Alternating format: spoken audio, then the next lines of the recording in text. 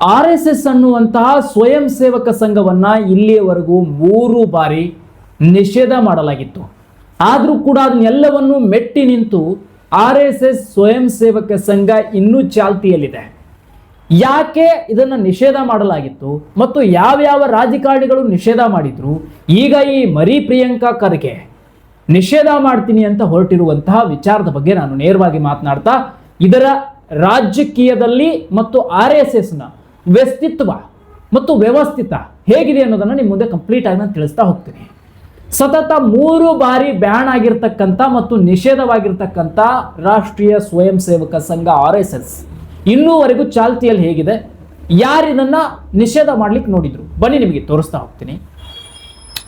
ಮೊದಲನೆಯ ನಿಷೇಧವನ್ನ ಮಾಡಿದ್ದು 1948ರಲ್ಲಿ ದಿನಾಂಕ ಫೆಬ್ರವರಿ 4, 1948ರಲ್ಲಿ ಜುಲೈ 11, 1949ರವರೆಗೆ ಸುಮಾರು 17 ತಿಂಗಳು ಈ ಒಂದು RSS ಸಂಸ್ಥೆಯನ್ನು ನಿಷೇಧ ಮಾಡಿದ್ರು. ಅದಾದಮೇಲೆ ಮುಖ್ಯ ಕಾರಣ ಇದನ್ನು ನಿಷೇಧ ಮಾಡಲಿಕ್ಕೆ ಏನಾಗಿತ್ತು, ಮೊದಲನೆಯ ಬಾರಿ ಇದನ್ನು ನಿಷೇಧ ಮಾಡಿದಾಗ ಅಂದರೆ ಜನವರಿ 30, 1948ರಂದು ಮಹಾತ್ಮ ಗಾಂಧೀಜಿಯವರ ಹತ್ಯೆ ಆಯಿತು.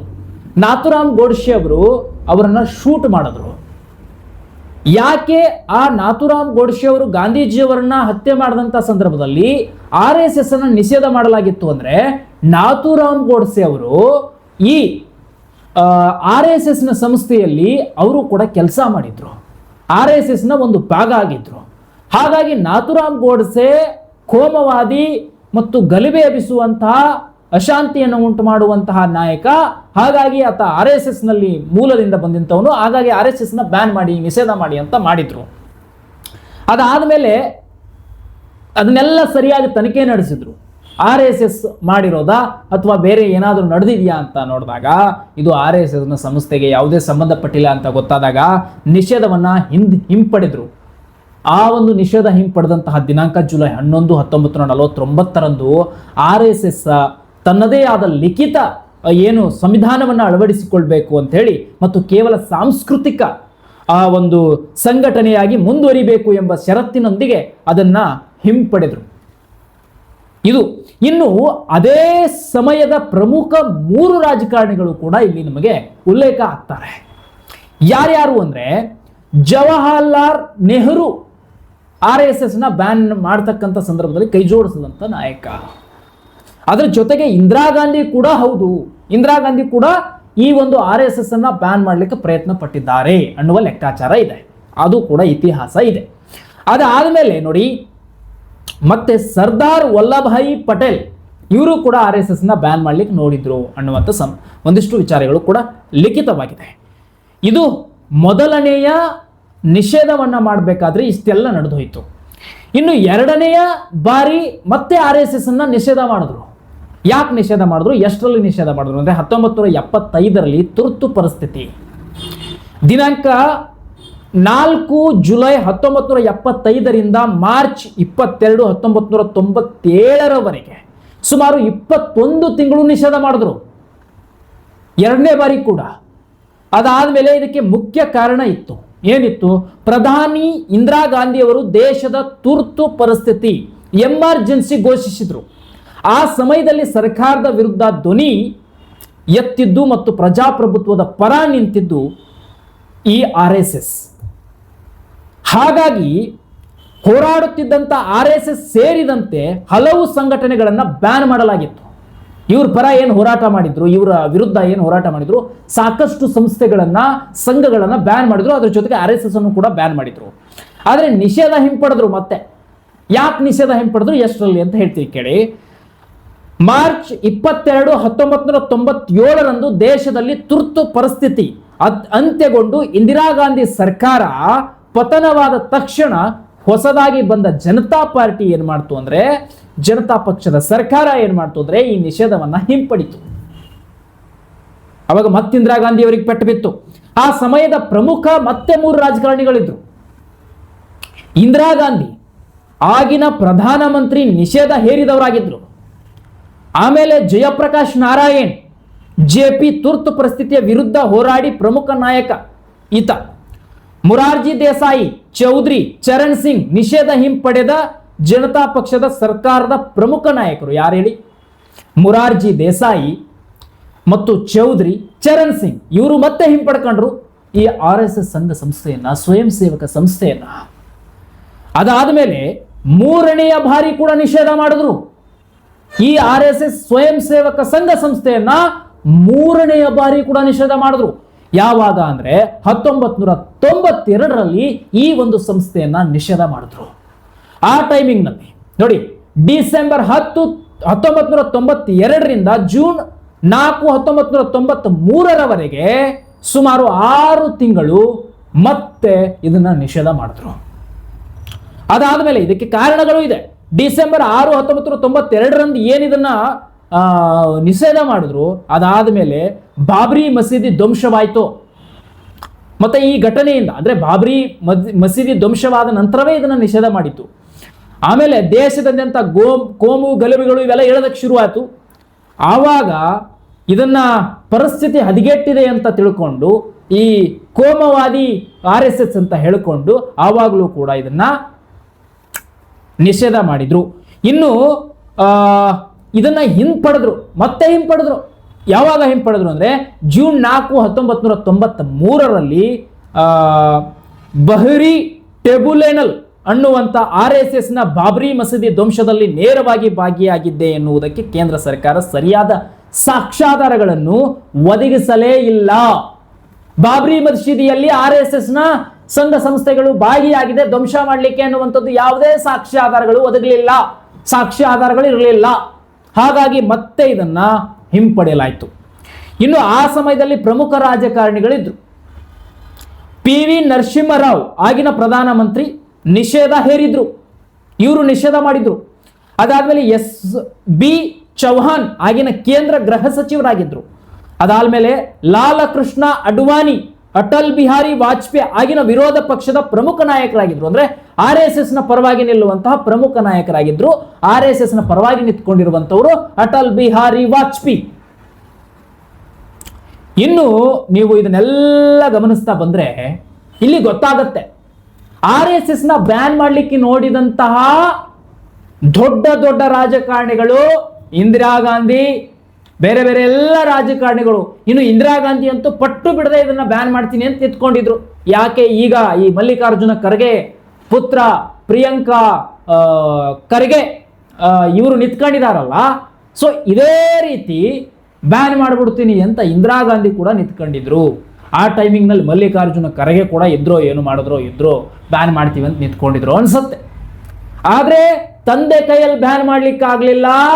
ಈ ರಾಷ್ಟ್ರದ, ಈ ದೇಶದ ಪ್ರಧಾನಮಂತ್ರಿ ಆಗಿದ್ದಂತಹ ಇಂದಿರಾ ಗಾಂಧಿ ಅವರಿಗೆ ಬ್ಯಾನ್ ಮಾಡ್ಲಿಕ್ಕೆ ಆಗ್ಲಿಲ್ಲ. ಈ ರಾಷ್ಟ್ರೀಯ ಸ್ವಯಂ ಸೇವಕ ಸಂಘವನ್ನ, RSS ಅನ್ನ ಯಾವ ರಾಜಕಾರಣಿ ಪ್ರಬುದ್ಧ ಪ್ರಬಲಶಾಲಿ ಆಗಿದ್ರು ಕೂಡ ಬ್ಯಾನ್ ಮಾಡ್ಲಿಕ್ಕೆ ಆಗ್ಲಿಲ್ಲ. RSS ಯಾವುದೇ ಒಂದು ಕಪ್ಪು ಚುಕ್ಕೆ ಇಲ್ಲದೆ ಇಲ್ಲಿಯವರೆಗೂ ಬಂದು RSS 100 ವರ್ಷದ ಶತದಿನೋತ್ಸವವನ್ನು ಆಚರಿಸ್ತು. ಈಗ ಪ್ರಿಯಾಂಕಾ ಖರ್ಗೆ ಬಂದು ಇದನ್ನ ನಾನು ಬ್ಯಾನ್ ಮಾಡ್ತೀನಿ ಅಂತ ಹೇಳ್ತಾ ಇರೋದು. ಬಹುತೇಕ ಪ್ರಿಯಾಂಕಾ ಖರ್ಗೆ RSS ಅನ್ನ ಬ್ಯಾನ್ ಮಾಡ್ತೀನಿ ಅಂತ ಹೇಳ್ತಾ ಇರುವಂತಹ ಈ ವಿಚಾರವನ್ನ ನಾವು ಯಾವುದಕ್ಕೆ ಹೋಲಿಸಬೇಕು ಅಂದ್ರೆ, ಸೂರ್ಯನನ್ನ ಭೂಮಿ ಮೇಲೆ ತಂದಿಡ್ತೀನಿ, ಮೇಲಿರ್ತಕ್ಕಂಥ ಸೂರ್ಯಚಂದ್ರನನ್ನ ನಾನು ಭೂಮಿ ಮೇಲೆ ತಂದು ಬಿಡ್ತೀನಿ ಅಂತ ಹೇಳ್ತಾ ಇರುವಂತ ಉದ್ದಟತನ ಹೆಂಗಿರುತ್ತೋ ಹಂಗೆ RSS ಅನ್ನ ಬ್ಯಾನ್ ಮಾಡ್ತೀನಿ ಅಂತ ಹೇಳ್ತಾ ಇರೋ ಉದ್ದಟತನ. ಅಂದ್ರೆ ಆಗದೇ ಇರೋದು. ಸಮುದ್ರದಲ್ಲಿರುವಂತಹ ನೀರನ್ನೆಲ್ಲ ಒಬ್ಬರೇ ಕುಡಿದು ಬಿಡ್ತೀನಿ, ಅದು 5 ನಿಮಿಷದಲ್ಲಿ ಇದಾಗತ್ತಾ? ಆಗಲ್ಲ. ಆದ್ರೂ ಕೂಡ ಹೇಳೋದು, ನನಗೇನು ಹೋಗುತ್ತೆ ಹೇಳಲಿಕ್ಕೆ, ಸಮುದ್ರದಲ್ಲಿರೋ ನೀರನ್ನ 5 ನಿಮಿಷದಲ್ಲಿ ಕುಡಿದು ಬಿಸಾಕ್ತೀನಿ ಹೇಳದಪ್ಪ, ಆಗುತ್ತಾ? ಇಲ್ಲ. ಆದ್ರೆ ಜನಗಳು ಏನ್ ತಿಳ್ಕೊತಾರೆ, ಆಗದೇ ಇರುವಂತಹ ಈ ವ್ಯಕ್ತಿ ಮೈ ಪರ್ಚ್ಕೊಳ್ತಾ ಇದ್ದಾನೆ, ಸುಮ್ಮನೆ ಜನರ ಮುಂದೆ ಮಾತಾಡ್ತಾ ಇದ್ದಾನೆ, ನಿಮಗೇನು ಕಿಶಿಯಕ್ಕಾಗತ್ತೆ ಅನ್ನುವ ಲೆಕ್ಕಕ್ಕೂ ಜನ ಮಾತಾಡ್ತಾರೆ. ಆಗೋದನ್ನ ಮಾತನಾಡಬೇಕು, ತಿಂಡಿ ಇದ್ರೆ ಮಾಡಿ ತೋರಿಸ್ಬೇಕು ಅನ್ನುವಂಥದ್ದನ್ನ ಜನ ಮಾತಾಡ್ತಾರೆ. ಹಂಗಾಗಿ ನಾನು ಹಂಗೆ ಮಾತಾಡ್ಲಿಕ್ಕೆ ಆಗೋದಿಲ್ಲ, ಸಮುದ್ರದಾಗಿರೋ ನೀರು 5 ನಿಮಿಷದಲ್ಲಿ ಕುಡಿದು ಬಿಡ್ತೀನಿ ಅಂತ. ಹಂಗೆ RSS ಅನ್ನ ಬ್ಯಾನ್ ಮಾಡ್ತೀನಿ ಅಂತ ಹೇಳುವಂತಹ ಮೂರ್ಖರು ಕೂಡ ತಿಳ್ಕೋಬೇಕು, RSS ಅನ್ನ ಬ್ಯಾನ್ ಮಾಡ್ಲಿಕ್ಕೆ ಆಗುವುದಿಲ್ಲ. ಸೂರ್ಯ ಚಂದ್ರರಿರೋವರೆಗೂ RSS ಸಂಘ ಸಂಸ್ಥೆ, ರಾಷ್ಟ್ರೀಯ ಸ್ವಯಂ ಸೇವಕ ಸಂಘ ಇದ್ದೇ ಇರುತ್ತೆ. ಯಾಕಂದ್ರೆ ಇದನ್ನ ಹಿಂದೆ 3 ಬಾರಿ ನಿಷೇಧ ಮಾಡುವಂತ ಸಂದರ್ಭದಲ್ಲಿ 3 ಬಾರಿ ನಿಷೇಧವಾಗಿರ್ತಕ್ಕಂಥ ಸಂದರ್ಭದಲ್ಲಿ RSS ಮೇಲೆ ಯಾವುದೇ ಕಪ್ಪು ಚುಕ್ಕೆ ಬೀಳೇ ಇಲ್ಲ. ಇದನ್ನ ಹಿಂಪಡಿತಾನೆ ಬಂತು RSS ಸಂಘ. ಇಂದಿರಾ ಗಾಂಧಿಯನ್ನೇ ಮೆಟ್ಟಿ ನಿಂತು RSS ಸ್ವಯಂ ಸೇವಕ ಸಂಘ ಇವತ್ತಿನವರೆಗೂ ಪ್ರಬಲವಾಗಿ ನಿಂತ್ಕೊಳ್ತಾ ಇದೆ, ಇವತ್ತಿಗೂ ಹೆಚ್ಚಿನ ಪ್ರಬಲವನ್ನು ಗಳಿಸ್ಕೊಂಡಿದೆ. ಈಗ ಹೇಳಿ, ಈ ಪ್ರಿಯಾಂಕಾ ಖರ್ಗೆ ಇದನ್ನ RSS ಬ್ಯಾನ್ ಮಾಡ್ಲಿಕ್ಕೆ ಸಾಧ್ಯನಾ? ನನಗೆ ಅನಿಸುವ ಮಟ್ಟಿಗೆ ಈ RSS ಅನ್ನ ಬ್ಯಾನ್ ಮಾಡಲಿಕ್ಕೆ 7 ಜನ್ಮ, ಪ್ರಿಯಾಂಕಾ ಖರ್ಗೆ ಇನ್ನು 7 ಜನ್ಮ ಹುಟ್ಟಿ ಬಂದರೂ ಆಗಲ್ಲ ಅನ್ನೋದು ಸ್ಪಷ್ಟವಾಗುತ್ತೆ. ಈಗ ನಾನು RSS ನ ಪರಾಣೋ ಪ್ರಿಯಾಂಕಾ ಖರ್ಗೆ ಅವರ ವಿರೋಧನೂ ಅಲ್ಲ, ಇರೋ ಸತ್ಯ ಇತಿಹಾಸವನ್ನು ನಾನು ನಿಮ್ಮ ಮುಂದೆ ಇಟ್ಟಿದ್ದೀನಿ ಅಷ್ಟೇ. ನಡೆದು ಬಂದಂತಹ RSS ನ ಸಂಘ ಸಂಸ್ಥೆಯ ದಾರಿಯನ್ನ ಬಿಚ್ಚಿಟ್ಟಿದ್ದೇನೆ ಅಷ್ಟೇ, ಹೊರತು ಇನ್ಯಾವುದೇ ಅಲ್ಲ. ಬೇರೆ ಯಾವ ರೀತಿಯೂ ನಾನು ನಿಮಗೆ ಹೇಳ್ತಾ ಇಲ್ಲ. ಈಗ ಹೇಳಿ, ಈ ರಾಷ್ಟ್ರೀಯ ಸ್ವಯಂ ಸೇವಕ ಸಂಘ RSS ಅನ್ನ ಬ್ಯಾನ್ ಮಾಡಲಿಕ್ಕೆ ಇಂದಿರಾ ಗಾಂಧಿ ಅವರ ಕೈಯಲ್ಲಾಗಲಿಲ್ಲ, ಸರ್ದಾರ್ ವಲ್ಲಭಾಯಿ ಪಟೇಲ್ ಅವರ ಕೈಯಲ್ಲಾಗಲಿಲ್ಲ, ಜವಾಹರ್ಲಾಲ್ ನೆಹರು ಅವರ ಕೈಯಲ್ಲಾಗಲಿಲ್ಲ, ಮುಖ್ಯ ರಾಜಕಾರಣಿಗಳ ಕೈಯಲ್ಲಾಗಲಿಲ್ಲ, ಎಂತೆಂಥವರು ಬಂದರೂ ಯಾರ ಕೈಯಲ್ಲೂ ಆಗಲಿಲ್ಲ. ಇನ್ನು ಸ್ವಂತ ಅಪ್ಪನ ಕೈಯಲ್ಲೇ ಮಲ್ಲಿಕಾರ್ಜುನ ಖರ್ಗೆ ಕೈಯಲ್ಲೇ ಆಗಿಲ್ಲ. ಈಗ ಮಲ್ಲಿಕಾರ್ಜುನ ಖರ್ಗೆಯ ಮಗರು ಪ್ರಿಯಾಂಕಾ ಖರ್ಗೆ ಬ್ಯಾನ್ ಮಾಡ್ತಾರಂತೆ, RSS ಅನ್ನ ಮುಕ್ತ ಮಾಡ್ತಾರಂತೆ. ಆಗುವುದನ್ನ ಮಾತನಾಡಬೇಕು, ನೀಗುವುದನ್ನ ಮಾತನಾಡಬೇಕು, ಮಾಡುವುದನ್ನ ಮಾತನಾಡಬೇಕು. ಮಾಡಲಾಗದ, ನೀಗಲಾಗದ ಕೆಲಸಗಳನ್ನ ಮಾತನಾಡುವುದು ಒಬ್ಬ ಹೇಡಿಯ ಕರ್ತವ್ಯ ಆಗತ್ತೆ ಹೊರತು ಗಂಡುಗಲಿಯ ಕರ್ತವ್ಯ ಆಗೋದಿಲ್ಲ. ಇದು ಸಂಸ್ಕಾರತೆ, ಇದು ಸಂಸ್ಕೃತಿಯತೆ. ಇದನ್ನ ನಾನು ಹೇಳ್ತಾ ಇರೋದು ಯಾಕಂದ್ರೆ RSS ಅನ್ನ ಬ್ಯಾನ್ ಮಾಡ್ಲಿಕ್ಕೆ ಆಗೋದೇ ಇಲ್ರಿ. ಅದು ಎಲ್ಲಿ ಕೋಮ ಗಲಭೆಯನ್ನ ಮಾಡೇ ಇಲ್ಲ, ಅದು ಎಲ್ಲಿಯೂ ಕೂಡ ಕಪ್ಪು ಚುಕ್ಕೆಯನ್ನು ಇಟ್ಕೊಂಡು ಬಂದೇ ಇಲ್ಲ. RSS ಅನ್ನ ಕಂಡ್ರೆ ಉರಿ ಇಟ್ಕೊಳ್ಳುವಂಥವ್ರು, ತಮ್ಮ ಬುಡಕ್ಕೆ ಬೆಂಕಿ ಇಟ್ಕೊಳ್ಳುವಂಥವ್ರು, ಮೆಣಸಿನಕಾಯಿ ಇಟ್ಕೊಳ್ಳುವಂಥವ್ರು, ಅದು ಅವರಿಗೆ ಬಿಟ್ಟಿದ್ದು. ಆದರೆ RSS ಯಾವುದೇ ಕಪ್ಪು ಚುಕ್ಕೆ ಇಲ್ಲದೇ ಬಂದಿರೋದು. ಹಾಗಾಗಿ RSS ಸಂಸ್ಥೆಯನ್ನ ಇಂದಿರಾ ಗಾಂಧಿಯವರ ಕೈಯಲ್ಲೂ ಕೂಡ ಇದನ್ನ ಬ್ಯಾನ್ ಮಾಡ್ಲಿಕ್ಕಾಗಲಿಲ್ಲ, ನಿಷೇಧವನ್ನ ಕಂಪ್ಲೀಟ್ ಆಗಿ ಮಾಡ್ಲಿಕ್ಕಾಗಲಿಲ್ಲ. ವರ್ಷವು 21 ತಿಂಗಳು 6 ತಿಂಗಳು ಈ ರೀತಿ ಬ್ಯಾನ್ ಮಾಡಿದ್ದಾರೆ ಹೊರತು ಕಂಪ್ಲೀಟ್ ಆಗಿ ಬ್ಯಾನ್ ಮಾಡ್ಲಿಕ್ಕೆ ಆಗಲಿಲ್ಲ. ಮತ್ತೆ RSS ಚಿಗುರುತ್ತಾನೆ ಬಂತು. ಇಂದಿರಾ ಗಾಂಧಿಯ ಹಾಕಿದಂತಹ ಗೆರೆಯನ್ನ ದಾಟಿ ಆ ಗೆರೆಯನ್ನ ಛಿದ್ರಪಡಿಸಿ ಬಂದಂಥದ್ದು RSS ಇವತ್ತು 100 ದಿನದ ಶತದಿನೋತ್ಸವವನ್ನು ಆಚರಿಸಿ ಸಂಘ ಸಂಸ್ಥೆಯನ್ನ ಬಲಿಷ್ಠಗೊಳಿಸಿ ಇವತ್ತು ರಾಷ್ಟ್ರದಲ್ಲಿ ಸ್ವಯಂ ಸೇವಕ ಸಂಘವಾಗಿ ಮುಂದುವರಿತಾ ಇರೋದೇ, ಬೆಂಕಿಯ ಕಿಡಿ ಸಿಂಹದ ಅಗ್ನಿಯ ಜ್ವಾಲೆಯಂತೆ ಕುದಿತಾ ಇರೋದೇ ಈ RSS ನ ಸಂಘ ಸಂಸ್ಥೆ. RSS ಅನ್ನೋದು ಈ ಸೂರ್ಯ ಚಂದ್ರ ಎಲ್ಲಿಯವರೆಗೂ ಈ ಭೂಮಿಯ ಮೇಲೆ ಬೆಳಕನ್ನು ನೀಡ್ತಾರೋ, ಎಲ್ಲಿಯವರೆಗೆ ಸೂರ್ಯ ಚಂದ್ರರು ತಮ್ಮ ಕೆಲಸವನ್ನು ನಿಲ್ಲಿಸೋದಿಲ್ವೋ ಅಲ್ಲಿಯವರೆಗೂ RSS ಅನ್ನೋದನ್ನ ಮುಟ್ಟಲು ಕೂಡ ಆಗೋದಿಲ್ಲ. ಇದು ಬಹಳ ಸ್ಪಷ್ಟವಾಗಿರುವಂತಹ ವಿಚಾರ. ಮತ್ತಷ್ಟು ಮಾಹಿತಿಗಳನ್ನ YGM ಸರ್ಕಾರದಲ್ಲಿ ನಿಮ್ಮ ಮುಂದೆ ತರ್ತಾನೆ ಇರ್ತೀನಿ. ನೋಡ್ತಾ ಇರಿ, ಶೇರ್ ಮಾಡಿ, ಆದಷ್ಟು ಸಬ್ಸ್ಕ್ರೈಬ್ ಮಾಡ್ಕೊಳ್ಳಿ. ಮುಂದಿನ ಮತ್ತೊಂದು ವಿಚಾರದೊಂದಿಗೆ ನಿಮ್ಮನ್ನ ಭೇಟಿ ಮಾಡ್ತೀನಿ. ನಮಸ್ಕಾರ, ಮತ್ತೆ ಸಿಗೋಣ.